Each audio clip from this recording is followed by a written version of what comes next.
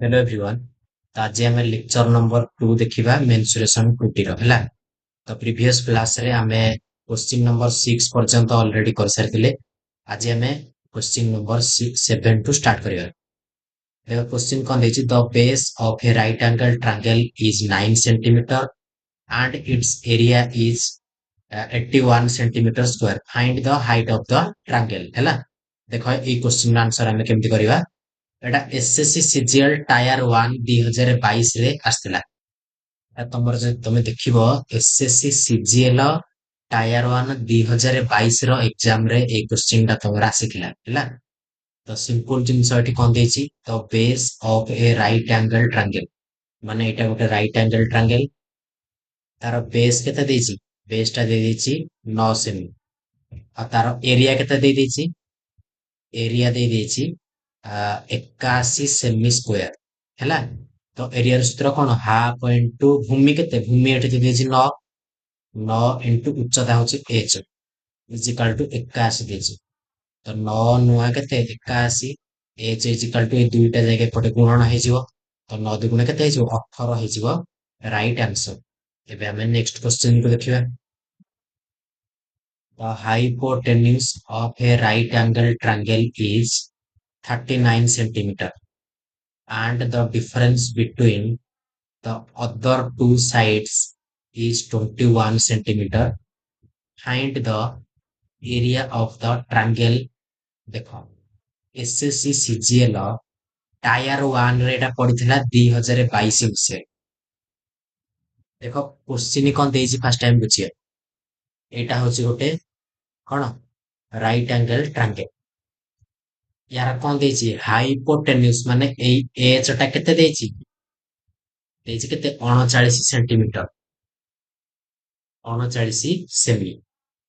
ता माने एटा जदि 39 सेमी देछि, ताले the difference between the other two side माने एटा पी, एटा बी, पी माइनस बी केते देछि 21 सेमी हैला। सुनो एटा हमें केमिति करिवा देखो, माने पी माइनस बी दे देछि केते 21 सेंटीमीटर। बुझिला, एतिकी जिनिस तमे जानिलो। तापर देखो मने करो, देखो पूर्वरु आमे गोटे एमितिया क्वेश्चन करथिले जोथिरे p प्लस b रो वैल्यू आमे देथिला, आमे x नेकी करथिली। तो सेम जिनिस तमे p को जदि केते नबो, p को जदि x नै जिवो, b केते हे जिवो, b हे जिवो 21 प्लस x, b केते हे जिवो 21 प्लस x। ताहाल तमे माइनस कले 21 र गैप रहइबो ना हैला। देखो एटा x नबो, पुनी एटा 21 प्लस x नबो, p माइनस b रो होल स्क्वायर बाहर करिवो केते हे जिवो p square plus b square minus 2pb। एमिति बाहरियो p square plus b square जगह तमे h स्क्वायर पके परिवो, माइनस 2p एटा b लिखि दियो 2pb हैला इज इक्वल टू एपटे 21 रो स्क्वायर करले 441। एठी h जगह केते पकेबो 39 पकेबो, 39 रो स्क्वायर बाहर करिवो, पुनी एथरु pb रो मूल्य बाहर करिवो हैला। एते सब जिंस करबा आवश्यकता नाही। देखो केमिति करिवो, एटा 39 देछि ना नै h, h केते देछि 39। अच्छा देखो गोटे ट्राइप्लेट अछि 5 12 आ गोटे केते 13। एठी h टा 39, एठी सबटु बड़ कोटा 13। तो एटा 3 गुण हैछि, केते गुण हैछि 3 गुण हैछि, सब जागा 3 गुण करके देखिया। हेले 5 3 की 15, 12 3 की 36, 13 3 की 39 ହେଲା। ଦେଖ ସିଏ ଦେଇଛି the difference between other two side. ଯଦି ଗୋଟେ ସାଇଡ୍ 15 ହବ ଆଉ ଗୋଟେ ସାଇଡ୍ 36, ଆଙ୍କ ଡିଫରେନ୍ସ 21 ହଉଛି ନା ନାଇଁ ଆମେ ଦେଖିବା। 6 ରୁ 5 ଗଲେ 1, 3 ରୁ 1 ଗଲେ 2, ପୁରା ଫିଟ୍ ହଉଛି, ତାମାନେ ଏଇଟା ହିଁ ତାର ଭ୍ୟାଲ୍ୟୁ। ଏଟା P, ଏଟା B, ଏଟା H ହେଲା। ଏଇ ତିନିଟା P ର ମୂଲ୍ୟ 15, B ର ମୂଲ୍ୟ 36, H ର ମୂଲ୍ୟ 39। କଣ ଦେଇଛି, find the area of triangle. ସୂତ୍ର କଣ, ହାଫ୍ ଇଣ୍ଟୁ ଭୂମି କି ବେଶ, ବେଶ କେତେ 36 ଇଣ୍ଟୁ ଉଚ୍ଚତା କେତେ P କେତେ 15,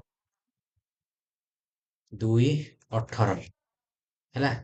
ତ 18 କୁ 15 ରେ ଗୁଣିବ କେତେ ହେଇଯିବ, ରାଇଟ୍ ଆନ୍ସର। ଦେଖ 18 କୁ 15 ଯଦି ଗୁଣିବ କେତେ ହେଇଯିବ? 18×95, ଶୂନ ରଖି 9 ଗଲା, 18 × 18 = 27, 270 ହେଇଯିବ ୟାର ରାଇଟ୍ ଆନ୍ସର। ହେଲା, ନେକ୍ସଟ କ୍ୱେଶ୍ଚିନ୍ ଦେଖିବା ଏବେ। ଦେଖ question number 9, SSC CGL tyre 1 2021 ଏକ୍ସାମରେ ଏଟା ପଡିଥିଲା। କଣ ଦେଇଛି ଆମେ କ୍ୱେଶ୍ଚିନ୍ ଦେଖିବା। The perimeter of an isosceles triangle. The perimeter of an isosceles triangle is 32 centimeter and its base is 6 by 5 times of each of the equal side. এটা କୋଉ triangle ଦେଇଛି? Isosceles triangle ହେଲା। এটা ମନେ କର ଗୋଟେ isosceles triangle ମାନେ ସମଦ୍ୱିବାହୁ ତ୍ରିଭୁଜ। ସମଦ୍ୱିବାହୁ ତ୍ରିଭୁଜରେ ଏଇ ଦିଟା ଯାକ ବାହୁ ମନେକର ସମାନ।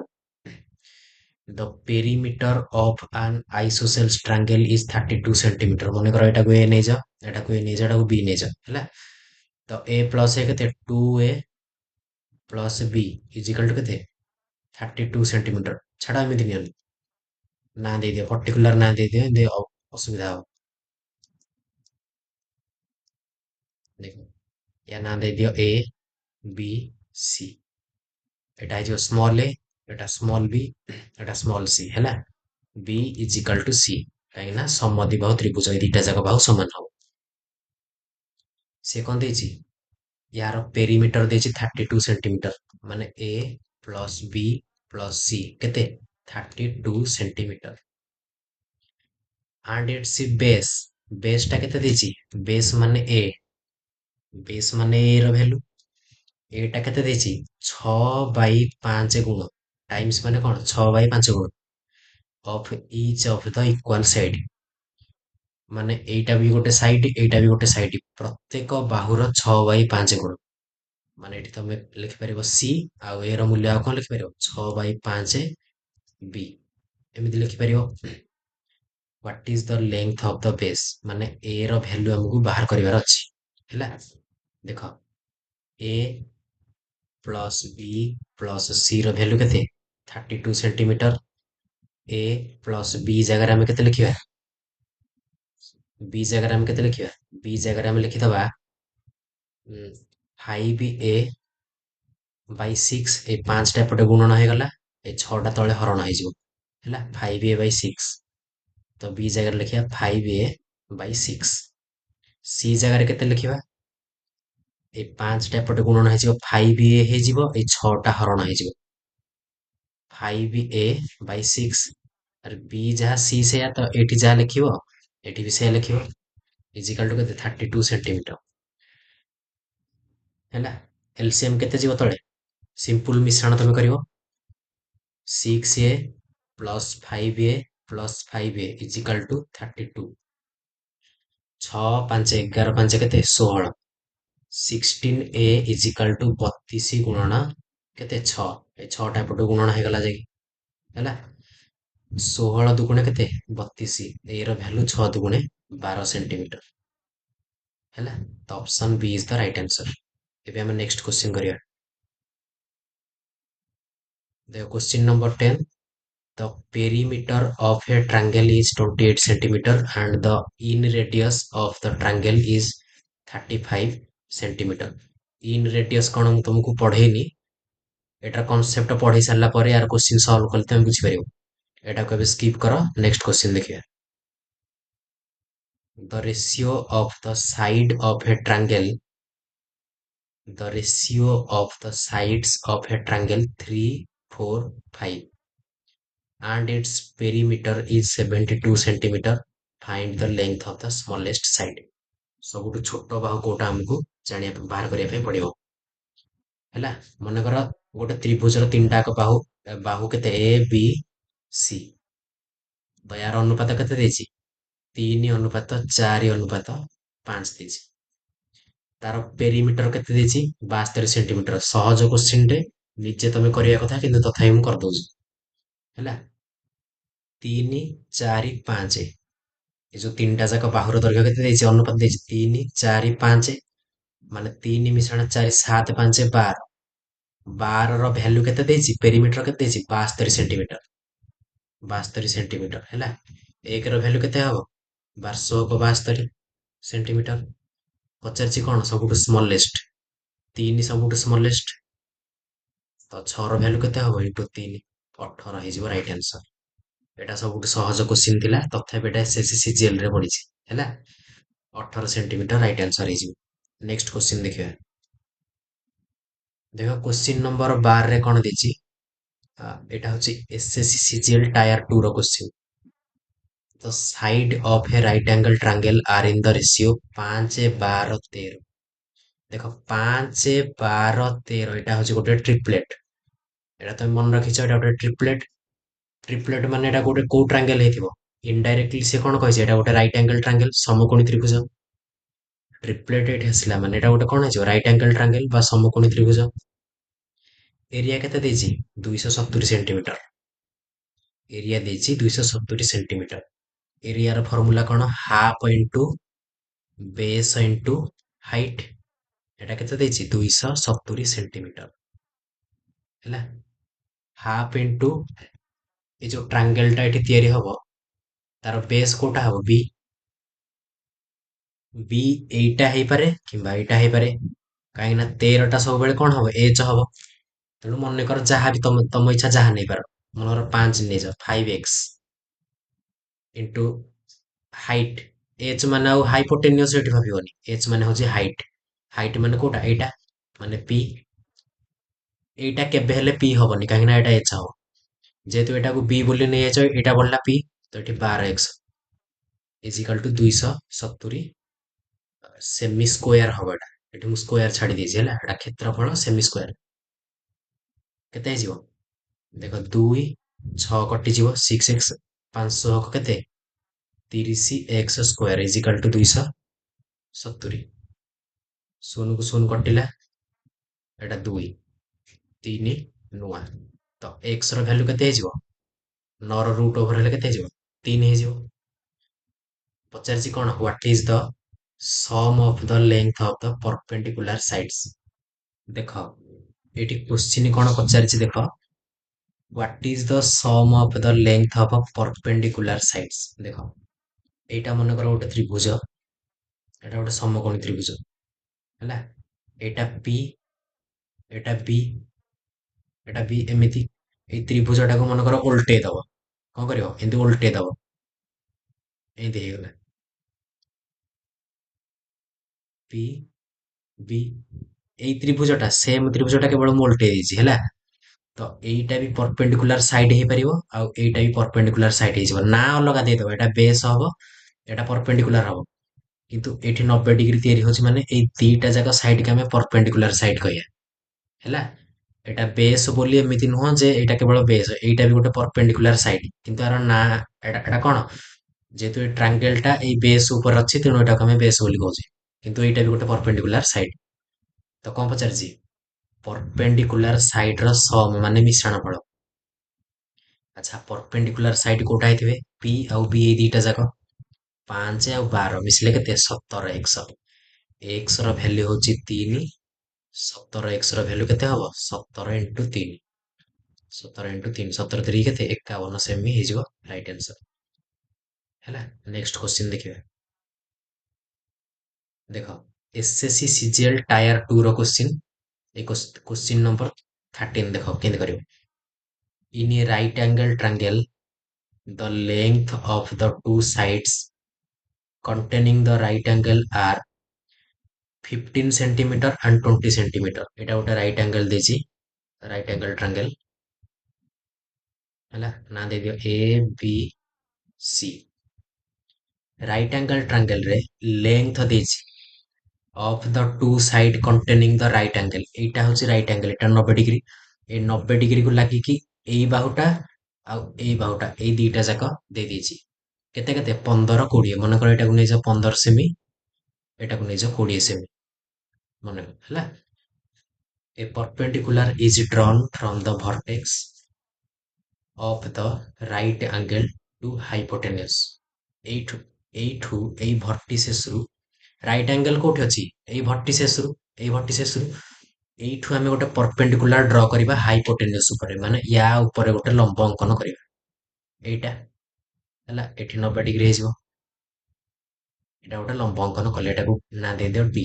ବିଡି ହଉଛି କଣ, BD ଟା ଲମ୍ବ, ଲମ୍ବ କାହା ଉପରେ? ଏସି ବାହୁ ଉପରେ। ଏସି ବାହୁଟା କଣ? କର୍ଣ୍ଣ ବା ହାଇପୋଟେନସ୍। ତାପରେ କଣ ଦେଇଛି ଦେଖିବା।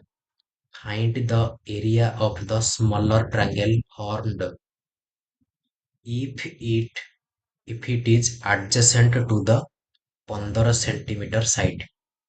ଶୁଣ କଣ ଦେଇଛି ଦେଖ। ସିଏ ଦେଇଛି find the area of smaller triangle। ଦେଖ ଦିଟା ସ୍ମଲର ଟ୍ରାଙ୍ଗେଲ, ଏଇଟା ଗୋଟେ ଏଇଟା ଗୋଟେ। BDC ଏଇଟା ଗୋଟେ ଟ୍ରାଙ୍ଗେଲ, ଏବିଟି ଗୋଟେ ଟ୍ରାଙ୍ଗେଲ। ସେ କୋଉ ଟ୍ରାଙ୍ଗେଲର ପଚାରିଛି ଆମେ ଦେଖିବା। If it is adjacent to 15 centimetre side.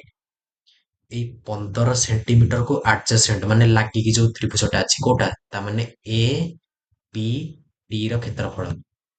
A B D ର ଏରିଆ ପଚାରିଛି ହେଲା। ଏଇଟା ଆମକୁ କୋଶ୍ଚିନରେ ଦେଇଛି। ସବୁଠୁ ପ୍ରଥମେ ଆମକୁ ବିଡି ବାହାର କରିବା ପାଇଁ ପଡିବ, ନହେଲେ କିଛି ବି ହେଇପାରିବନି। କେମିତି ବାହାର କରିବା ଦେଖ। ଦେଖ ହାଫ ଇଣ୍ଟୁ 15 ଇଣ୍ଟୁ ଉଚ୍ଚତା, ହାଫ ଇଣ୍ଟୁ ଭୂମି କେତେ? 20 ଇଣ୍ଟୁ 15, 15 ଇଣ୍ଟୁ 20, 20 ଇଣ୍ଟୁ 15 ଏକା କଥା। ଏଇଟା ହବ ଏବିସି ର କ୍ଷେତ୍ରଫଳ। ହବ ନା ହବନି? ଇଜିକାଲ ଟୁ ଆମେ କଣ ଲେଖିପାରିବା? Half into AC into BD, ଏକା କଥା। ଆରେ ଯେକୌଣସି ଗୋଟେ ବାହୁ ଦେଇଥିବ ଯଦି, ସେଇ ବାହୁ ଆଉ ସେଇ ବାହୁ ପ୍ରତି ଯୋଉ ଉଚ୍ଚତା ଥିବ ସେଇଟାକୁ ଆମେ ଗୁଣନ କରିକି ହାଫ ରେ ଗୁଣନ କଲେ ତାର କ୍ଷେତ୍ରଫଳ ବାହାରିବ ହେଲା। ତାମାନେ ଏଇ କ୍ଷେତ୍ରଫଳ ଆଉ ଏଇ କ୍ଷେତ୍ରଫଳ ସମାନ। ସିମ୍ପଲ ଜିନିଷ ବୁଝିପାରିଲ? ଆରେ ଏତିକି ତମେ ବୁଝିପାରିଲ ନା? ଯଦି ଏଇ ବାହୁଟା ଦେଇଥାନ୍ତା ଆଉ ଏଇ ଉଚ୍ଚତାଟା ଦେଇଥାନ୍ତା, ତାହେଲେ ଆମେ କ୍ଷେତ୍ରଫଳ ବାହାର କରିଥାନ୍ତେ। ହାଫ ଇଣ୍ଟୁ ଏସି ଇଣ୍ଟୁ ଉଚ୍ଚତା, କ୍ଷେତ୍ରଫଳ ଯେତିକି ବାହାରିଥାନ୍ତା ଏଇ ୟାର ବି କ୍ଷେତ୍ରଫଳ ସେତିକି। କାହିଁକି ନା ଏଇ ତ୍ରିଭୁଜଟା ଏତିକି ହିଁ ଅଛି ନା, କ୍ଷେତ୍ରଫଳ କେମିତି ବଦଳିଯିବ? ବଦଳିବନି। ସିମ୍ପଲ ଜିନିଷ ତମେ ବୁଝିପାରୁଥିବ ବୋଲି ମୁଁ ଭାବିପାରୁଛି। ଦେଖ ଏଇଟା ଦେଇଛି 15, ଏଇଟା ଦେଇଛି 20। ଏସି ଟା କେତେ ବାହାରିବ? ଏସି ଟା କେତେ ବାହାରିବ? ଏସି ଟା ବାହାରିବ 15 ର ସ୍କୋୟାର ପ୍ଲସ 20 ର ସ୍କୋୟାର ର ରୁଟ ଓଭର। 15 ର ସ୍କୋୟାର କେତେ? 225। 20 ର ସ୍କୋୟାର କେତେ? 400। ତାର ରୁଟ ଓଭର 400, 225 ହେଲେ 625। 625 ର ରୁଟ ଓଭର ହେଇଯିବ 25 ସେମି। ସିମ୍ପଲ ଜିନିଷ ବୁଝିପାରିଲ? ତାମାନେ ଏସି ର ଭ୍ୟାଲୁ କେତେ ବାହାରିଲା? ଏସି ର ଭ୍ୟାଲୁ ବାହାରିଲା 25 ସେଣ୍ଟିମିଟର। ଦେଖ ଏବେ ଆମେ ପକେଇଦବା। କଣ ପକେଇଦବା? ଏସି ର ଭ୍ୟାଲୁ ଟା ଆମେ ପକେଇଦବା।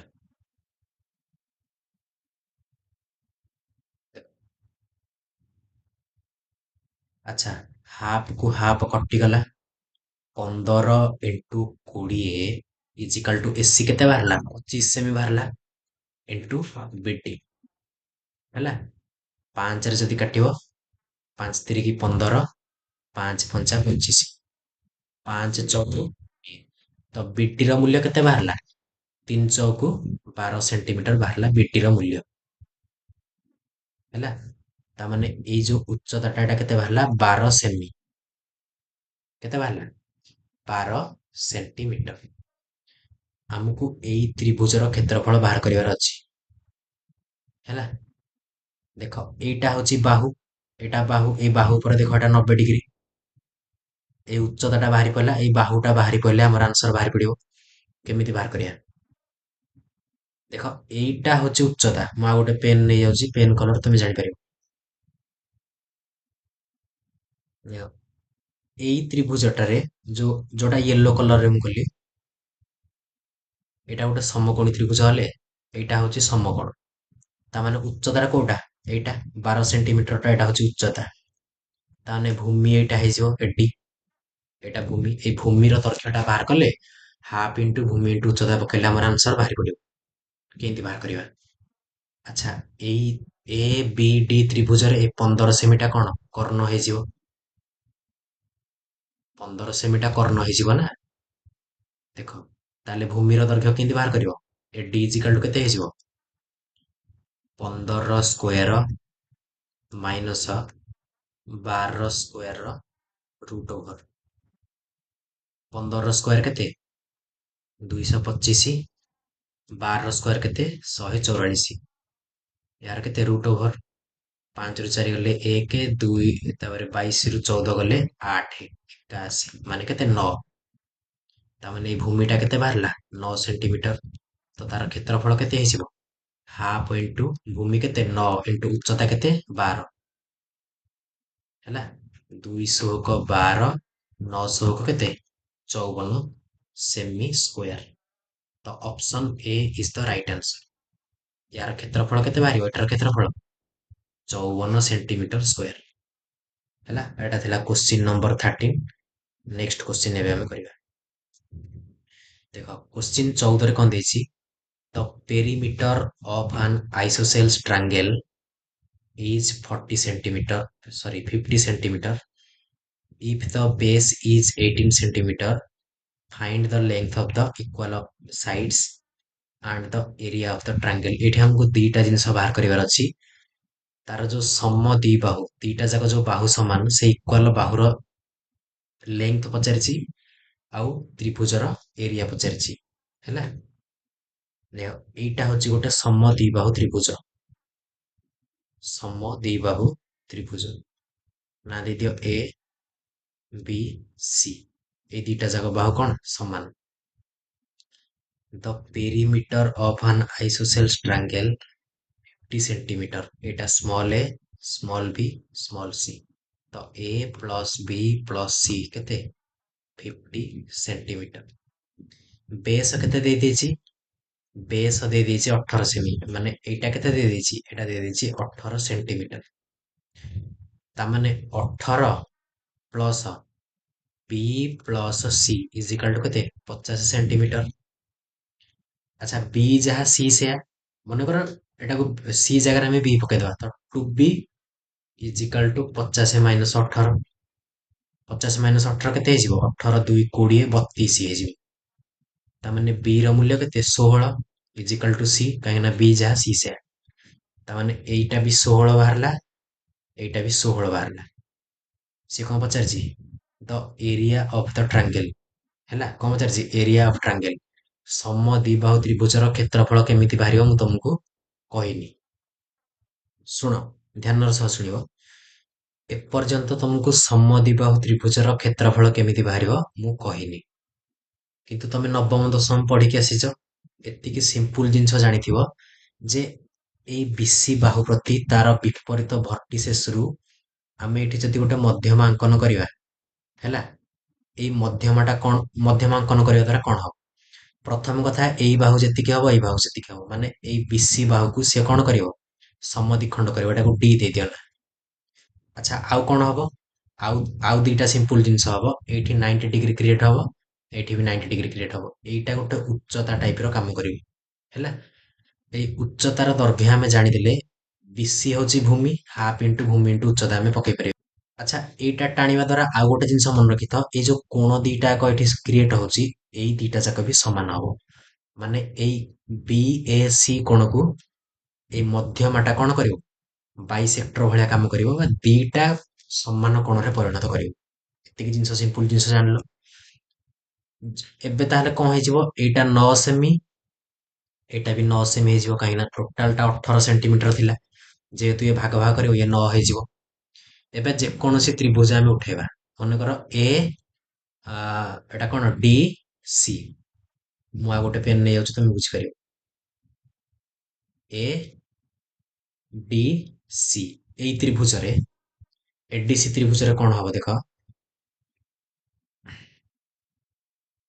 ଏଡି ଏଡିର ସ୍କୋୟାର ପ୍ଲସ ଡିସି ର ସ୍କୋୟାର ଇଜିକାଲ ଟୁ ଏସି ର ସ୍କୋୟାର। କଣ ପାଇଁ ଏଟା ଗୋଟେ ସମକୋଣୀ ତ୍ରିଭୁଜରେ ପରିଣତ ହେଇଗଲା। ଆଚ୍ଛା ଏଡି ର ସ୍କୋୟାର ଆମେ କେତେ ଜାଣିନେ ବାହାର କରିବା ପ୍ଲସ ଡିସି ର ସ୍କୋୟାର କେତେ ଡିସି ହେଇଗଲା 9 9 ର ସ୍କୋୟାର କେତେ 81। ଏସି କେତେ ଏସି ଟା ଆମେ ବାହାର କରିଦେଇଛେ ଅଲରେଡି 16 16 ର ସ୍କୋୟାର କେତେ 256 ହେଲା। ଏଡି ଇଜିକାଲ ଟୁ କେତେ ହେଇଯିବ 256 ମାଇନସ 81 ର ରୁଟ ଓଭର। ସ୍କୋୟାର ଥିଲା ନା ଏଠି ସ୍କୋୟାର ହଟିଗଲା ରୁଟ ଓଭର ହେଇଯିବ। 6 ରୁ 1 ଗଲେ କେତେ 5 25 ରୁ 8 ଗଲେ କେତେ କେତେ ହେଇଯିବ 17। ରୁଟ ଓଭର ଅଫ 175 କେମିତି ବାହାର କରିବ ଦେଖ ତମେ ଏଲସିଏମ ମେଥଡରେ କରିଦିଅ ସହଜ ହବ। କେତେରେ କଟିବ 5 ରେ କଟିବ 5 3 କି 15 2 25 5 5 25। ତାପରେ 5 ସନ୍ତା 35, ଦିଟା 5 ରେ ଗୋଟେ 5 ଯିବ, ତ ଏଟା ହେଇଯିବ 5 ରୁଟ 7। ଦେଖ ଆମେ ଆଠୁ ଯଦି ଆଗକୁ ସଲ୍ଭ ନ କରିବାକୁ ଚାହିଁବା ତାହେଲେ 99% ଚାନ୍ସ ଅଛି ଯେ ଉତ୍ତର ଡି ହିଁ ହବ। ଗୋଟେ ମିନିଟ, ଉତ୍ତର ଡି ହବ। କାହିଁକି? ଦେଖ √7 ଏଠି ଆସିଲା, ଏଇ ଅପସନ ରେ ନାହିଁ, ଏଟା ହବନି, ଏଇ ଅପସନ ରେ ନାହିଁ, ଏଟା ବି ହବନି। ଦେଖ ଉତ୍ତର ହେଇପାରେ ଆଉ କୋଉଟା, କିନ୍ତୁ 99% ଚାନ୍ସ ଅଛି ଯେ ଡି ଟା ହିଁ ହବ। ଏଇଠି ଦେଖ 12 ଅଛି ହେଲା, ଏଠି 5 ଅଛି, 5ଟା 12କୁ କେବେ କାଟି ପାରିବନି, ଏଇ 15କୁ କାଟି ପାରିବ, ତ ଉତ୍ତର ଏଟା ହେଇପାରେ, କିନ୍ତୁ ଆମେ ବାହାର କରିକି ଦେଖିବା କୋଉଟା ଉତ୍ତର ହବ। ଏଡି ବାହାରି ପଡିଲା ଆମର, କଣ ବାହାରିଲା? ଏବେ କଣ ପଚାରିଛି ଦେଖିବା। Find the length of equal side. Equal side ଆମର ଅଲରେଡି ବାହାରି ପଡିଛି 16 ହେଲା। ଏରିଆ ଅଫ ଦ ଟ୍ରାଙ୍ଗେଲ କଣ ପଚାରିଛି? Area of the triangle half into ଭୂମି କେତେ 18, ଉଚ୍ଚତା କେତେ? ଉଚ୍ଚତା ହଉଛି 5 √7, 5 √7। ଦେଖ ହାଫ ଇଣ୍ଟୁ ଭୂମି କେତେ 18 ଇଣ୍ଟୁ ଉଚ୍ଚତା ହଉଛି 5 √7, ଆମେ ବାହାର କଲେ 2 ନୂଆ 18, 9 ପଞ୍ଚା କେତେ 45 √7। ତମେ ଅପସନ ରେ ଯଦି ଦେଖିବ କୋଉଠି ହେଲେ ବି 45 √7 ନାହିଁ। ଦେଖ ଏଇଟା ନାହିଁ, ଏଇଟା ଆନ୍ସର ହବନି, ଏଇ ଦିଟା ଜାଗା ତ ଅଲରେଡି ଆନ୍ସର ହବନି। ଏଇଟା ଯୋଉ 15 ଦେଇଛି ଏଟା ଆକ୍ଚୁଆଲି 45 ହେଲା, ଏଟା ମିଷ୍ଟେକ ରେ ଦେଇଛି, ଏଟା 45 √7। Option D is the right answer. ଏବେ ନେକ୍ସଟ क्वेश्चन ଦେଖିବା, क्वेश्चन नंबर 15। क्वेश्चन नंबर 15 ଦେଇଛି the sides of a triangle are 16, 30, 34 from each of its vertices circles of radius 7 cm are drawn। ଦେଖ ଏ ଯୋଉ 15 ନମ୍ବର क्वेश्चन, यार concept ମୁଁ ତମକୁ ଏପର୍ଯ୍ୟନ୍ତ ପଢେଇନି ହେଲା। यार कॉन्सेप्ट ପଢି ସାରିବା ପରେ ଇନ୍ ରେଡିୟସ୍ କଣ, ତାପରେ ସରକମ ରେଡିୟସ୍ କଣ, ଏ ସବୁ ଜାଣିବା ପରେ ତମେ এই क्वेश्चन ସଲ୍ଭ କରିପାରିବ। ଏବେ ଆମେ ଆଜିଠୁ ଆଉ ଗୋଟେ ନୂଆ କନସେପ୍ଟ ପଢିବା, ନେକ୍ସଟ କନସେପ୍ଟ ଉପରେ ପଢିବା। ଯେତିକି ମୁଁ ତମକୁ ଏପର୍ଯ୍ୟନ୍ତ ପଢେଇଥିଲି ତା ବେଷ୍ଟ ଯାହା ବି PYQ ଥିଲା ମୁଁ ତମର କରିଦେଲି। ଏବେ ଆମେ ନେକ୍ସଟ କନସେପ୍ଟ କୁ ଷ୍ଟାର୍ଟ କରିବା। ଦେଖ ତମର ପରିମିତିର ଆଉ ଦିଟା ତମର ଟ୍ରାଙ୍ଗେଲ ରହିଲା, ସେ ଦିଟା ଯାକ ଟ୍ରାଙ୍ଗେଲ ଏବେ ମୁଁ ତମର କନସେପ୍ଟ ପଢେଇଦେବି। ଗୋଟେ ସମଦ୍ୱିବାହୁ ତ୍ରିଭୁଜ, ତାର ସିମ୍ପୁଲ ତମକୁ ପରିସୀମ ଯୋଉ କ୍ଷେତ୍ରଫଳର ସୂତ୍ର ଜାଣିବାର ଅଛି। ତମେ ଏବେ ଗୋଟେ ପ୍ରିଭିୟସ क्वेश्चन ମୁଁ ଯେମିତି ସଲ୍ଭ କରି ତାର କ୍ଷେତ୍ରଫଳ ତମେ ସେମିତି ବାହାର କରିପାରିବ, ନାଇଁ ତ ତାର ଗୋଟେ ଡାଇରେକ୍ଟ ଫର୍ମୁଲା ମଧ୍ୟ ଅଛି କେମିତି କ୍ଷେତ୍ରଫଳ ବାହାର କରିପାରିବ ହେଲା। ତ ଏଠି ସିମ୍ପୁଲ ସେଟା ମୁଁ ଲେଖି ଦଉଛି, ସମଦ୍ୱିବାହୁ ତ୍ରିଭୁଜ ହେଲା, ଆଇସୋ ଟ୍ରାଙ୍ଗେଲ, यार एरिया एटा सिंपली मु लिखि दउछि, एटा तमे नोट कर दबो, b/4 4a square minus minus b square रो रूट ओवर हैला। एटा तमे डायरेक्टली देखो, एटा कोन, एटा होछि समद्विबाहु त्रिभुजर क्षेत्रफल सूत्र हैला। देखो प्रीवियस रे मु जो गोटे क्वेश्चन वर्तमान एठी देखो, ए जो क्वेश्चन टा करथिली तमे एई सूत्र पकेइकी भी बाहर करि परिबो। देखो मोरा इरेज करिकी तुमको बाहर करिकी देखौछि।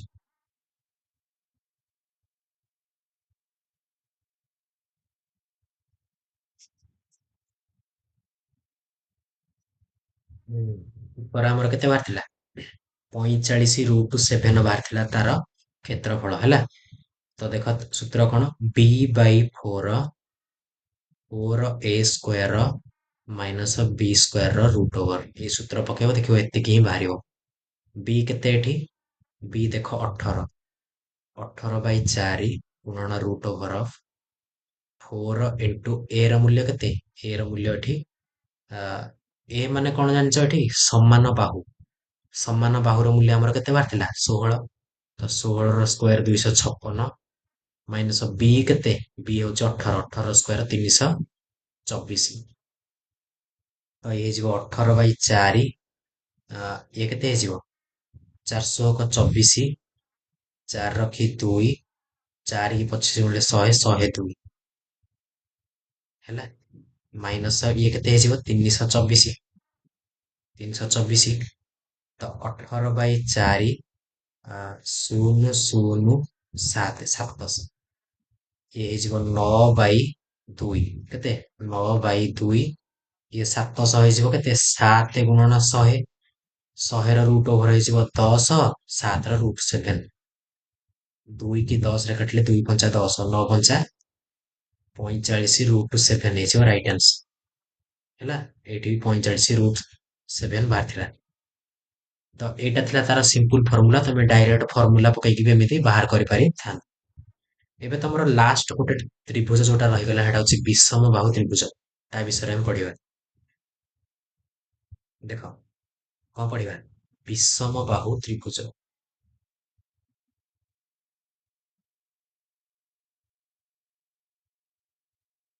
ହେଲା, ଏଟା କଣ କହନ୍ତି, ସେଲେନ୍ ଟ୍ରାଙ୍ଗେଲ।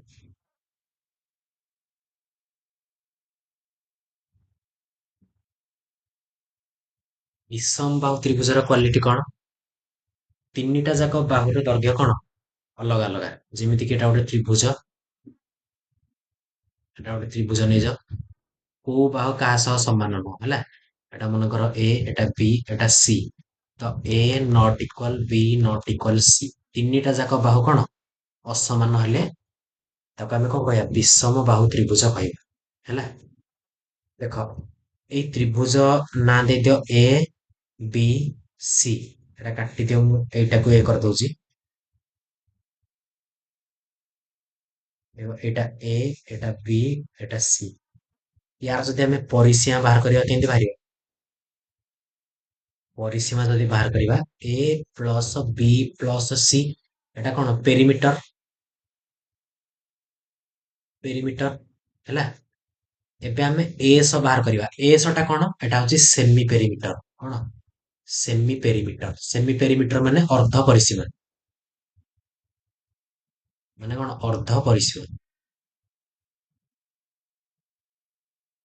ହେଲା, ଅର୍ଦ୍ଧ ପରିସୀମା ମାନେ କଣ, ଏ ପ୍ଲସ ବି ପ୍ଲସ ସି କୁ ଆମେ ଅଧା କରିବା, ଏ plus B plus C by 2। Simple ଜିନିଷ ଏତିକି ଜାଣିପାରିଲ। ଏବେ ଆମେ ଦେଖିବା ଆର କ୍ଷେତ୍ରଫଳ କେମିତି ବାହାର କରିବା। ଦେଖ ୟାର ଏରିଆ ସୂତ୍ର କଣ, ଆଉ ଗୋଟେ ଜିନିଷ, ୟାର ଯୋଉ କ୍ଷେତ୍ରଫଳ ସୂତ୍ରଟା ସେଟା ପ୍ରତ୍ୟେକ ତ୍ରିଭୁଜ ପାଇଁ କାମ କରିବ। ସମବାହୁ ତ୍ରିଭୁଜରେ ବି କାମ କରିବ, ସମ ଦ୍ୱିବାହୁ ତ୍ରିଭୁଜରେ କାମ କରିବ, ବିଷମ ବାହୁ ତ୍ରିଭୁଜରେ। ତମେ ପ୍ରତ୍ୟେକ ତ୍ରିଭୁଜରେ ଏଇ କ୍ଷେତ୍ରଫଳ ସୂତ୍ର ପକେଇକି ବାହାର କରିପାରିବ। ଯଦି କୌଣସି ତ୍ରିଭୁଜର ତିନିଟା ଯାକ ବାହୁ ତମକୁ ଗିଭେନ ଅଛି ବା ଦିଆଯାଇଥିବ, ତାହେଲେ ଏଇ ସୂତ୍ର ପକେଇକି ତମେ ତାର କ୍ଷେତ୍ରଫଳ ବାହାର କରିପାରିବ। ହେଲା, ସମକୋଣୀ ତ୍ରିଭୁଜ ହେଲେ ବି ତମେ ହାଫ ଇଣ୍ଟୁ ଭୂମି ଇଣ୍ଟୁ ଉଚ୍ଚତା ଜାଣିଛ, ସେଇଟା ହିଁ ପକେଇକି ବାହାର କରିପାରିବ, କିମ୍ବା ଏଇଟା ହିଁ ପକେଇକି ବାହାର କରିପାରିବ। ତ ଯୋଉଠି ଯେତେବେଳେ ଯୋଉଟା ତମକୁ ଗିଭେନ ଥିବ ତାକୁ ନେଇକି ତମେ କ୍ଷେତ୍ରଫଳ ସୂତ୍ର ୟୁଜ କରିବ। କିନ୍ତୁ ଏଇ ସୂତ୍ରଟା ସବୁ ତ୍ରିଭୁଜ ପାଇଁ କାମରେ ଦବ। ଆଉ ସେମିତି ହାଫ ଇଣ୍ଟୁ ଭୂମି ଇଣ୍ଟୁ ଉଚ୍ଚତା, ଯୋଉ ତ୍ରିଭୁଜରେ ଭୂମି ଥିବ ଆଉ ଉଚ୍ଚତା ଥିବ, ସେଇଟା ସେଇ ତ୍ରିଭୁଜ ପାଇଁ ନିହାତି କାମ କରିବ। ହେଲା, ଆର ସୂତ୍ର ହଉଛି ଏସ, ଏସ ମାଇନସ ଏ into S minus B into S minus C ର ରୁଟ ଓଭର। ହେଲା, ଏଇଟା ହଉଛି ତାର କଣ କ୍ଷେତ୍ରଫଳ ସୂତ୍ର ବିଷମ ବାହୁ। ଖାଲି ବିଷମ ବାହୁ ବୋଲି ନୁହଁ, ସବୁ ତ୍ରିଭୁଜ ପାଇଁ।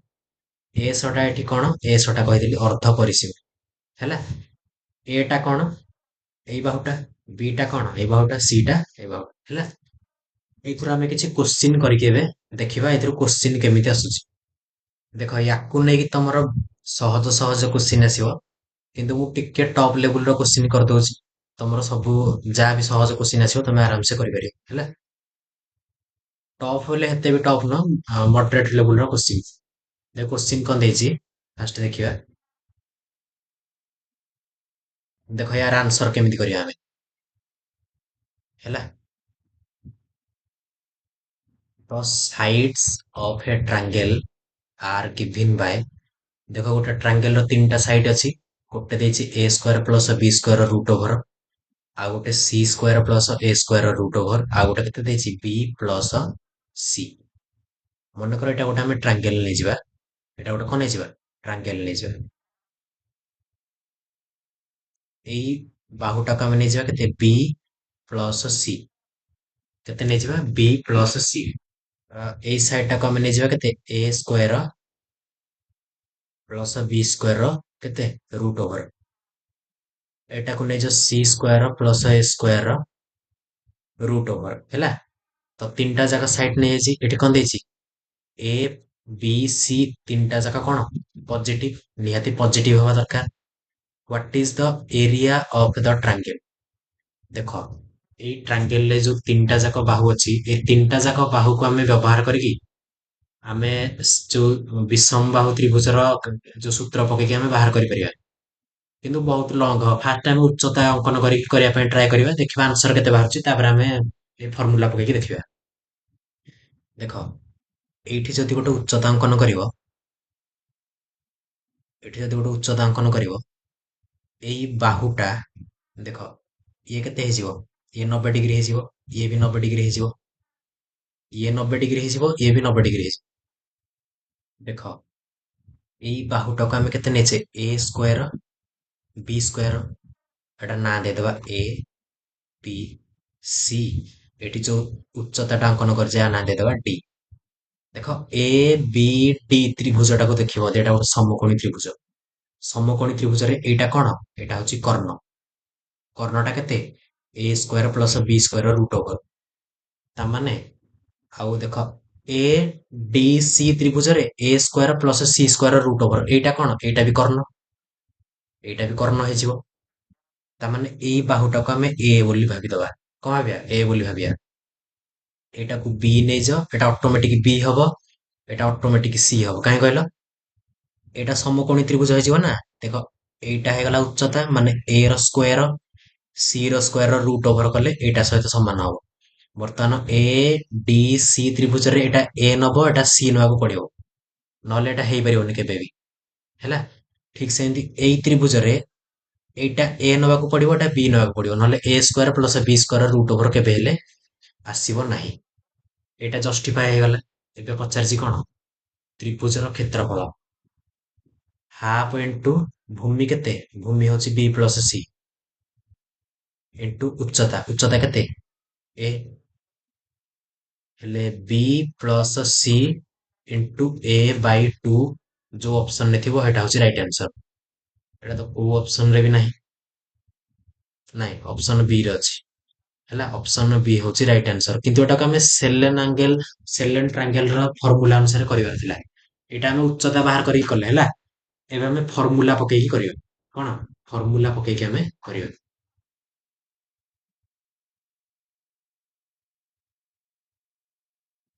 ଦେଖ ତାର ଫର୍ମୁଲା କଣ ଥିଲା, S S minus S minus B S minus C, यार कौन रूट ओवर। अच्छा एस टा केते बाहरिबो, तीनटा जाक बाहु मिसेकी कौन करिवो, हरण करिवो।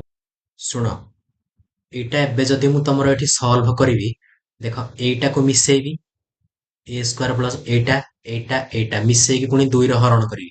2 रो हरण कले एस रो मूल्य बाहरिबो। एठी एस रो मूल्य पकेइबि, तापर s minus b s minus c करिकी तमे निजे घरे ट्राई करिकी देखिबो, घंटे 2 घंटे तमर आंसर एतिकी ही बाहरिबो। केतिकी, ऑप्शन बी ही तमर आंसर बाहरिबो। ताठू बेटर एटा उच्चता नेकी करदबो ठीक। ହେଲା, ତ ବିଷମ ବାହୁ ତ୍ରିଭୁଜକୁ ନେଇକି ଏଇଟା ତ ସେମିତି କିଛି କୋଶ୍ଚିନ୍ ଭଳିଆ ଲାଗିଲାନି, ମୁଁ ଗୋଟେ ସହଜ କୋଶ୍ଚିନ୍ ଟେ ନେଇ କରିଦଉଛି। ସେଇଟା ତମେ କରିଦବ, ତାପରେ ଆଜିର କ୍ଲାସକୁ ଆମେ ଏଠି ଏଣ୍ଡ କରିବା। ଦେଖ ବିଷମ ବାହୁକୁ ନେଇକି ମୁଁ ଗୋଟେ ସିମ୍ପଲ ଏକ୍ସାମ୍ପଲ ତମର କରିଦଉଛି, ଏଇଭଳିଆ ହିଁ ତମର କୋଶ୍ଚିନ୍ ଆସିବ। କଣ ଦେଇଛି ଦେଖ, if the three side of a triangle, ମାନେ ଗୋଟେ ଟ୍ରାଙ୍ଗେଲ ର ତିନିଟା ଯାକ ବାହୁର ଦୈର୍ଘ୍ୟ ଦେଇଦେଇଛି 35 32 43, ହେଲେ ତାର କ୍ଷେତ୍ରଫଳ ବାହାର କର। ସୂତ୍ର କଣ, ଫାଷ୍ଟ ଏସ ବାହାର କରିବ। ଏସ ମାନେ କଣ, ଅର୍ଦ୍ଧ ପରିସୀମା, ମାନେ 35 ମିଶାଣ 32 ମିଶାଣ 43 ବାଇ 2, କେତେ 5 2 7 3 10, ଶୂନ ରଖି ହେଇକି ଗଲା 3 3 6 4 10 11, 110 ବାଇ 2 କେତେ 55। ହେଲା, ତାହେଲେ ସୂତ୍ର କଣ, s whole into s minus s minus b s minus c रो रूट ओवर। है एस जगह केते पकाओ 55 गुणन 55 माइनस ए केते, ए होची 35, तापर 55 माइनस बी केते 32, तारे 55 माइनस सी केते 43। ହେଲା, यार रूट ओवर, तो ये केते 55 गुणन 5 ରୁ 5 ଗଲେ 0, 5 ରୁ 3 ଗଲେ 2, गुणन 5 ରୁ 3 2 ଗଲେ 3, 5 ରୁ 3 ଗଲେ 2 ହେଲା। 5 ରୁ 3 ଗଲେ 2, 5 ରୁ 4 ଗଲେ 1 ହେଲା। ଏଇଟାକୁ ସଲ୍ଭ କଲେ ଆନ୍ସର ବାହାରିବ। ତ ଏଟାକୁ লিখিପାରିବା 5 ଇଣ୍ଟୁ 11, 20 ଟାକୁ লিখিପାରିବା 5 ଇଣ୍ଟୁ 4, 23 କି ଆମେ କେବଳ 23 লিখিବା, ଆଉ କିଛି লিখিପାରିବାନି, ଏଟା লিଖିବା 3 ଇଣ୍ଟୁ 4। ତ ଆର ଦେଖ ରାଇଟ୍ ଆନ୍ସର କେତେ ହେଇଯିବ? 5 କେତେଟା ଅଛି? ଗୋଟେ, ଦିଟା, ଦିଟା 5 ଅଛି, ଦିଟା 5 ରେ ଗୋଟେ ଯିବ, 5 କଟିଗଲା। 4 କେତେଟା ଅଛି? ଗୋଟେ, ଦିଟା, ଦିଟାରେ ଗୋଟେ ଯିବ। ଆଚ୍ଛା 11 କେତେଟା ଅଛି? 11 ଗୋଟେ ଅଛି, ତ ଏଠି କେତେ ଯିବ? ରୁଟ 11। 23 କେତେଟା ଅଛି? ଗୋଟେ ଅଛି, ତ ରୁଟ 23। 3 କେତେଟା ଅଛି? ଗୋଟେ ଅଛି, ତ ରୁଟ 3 ହେଲା।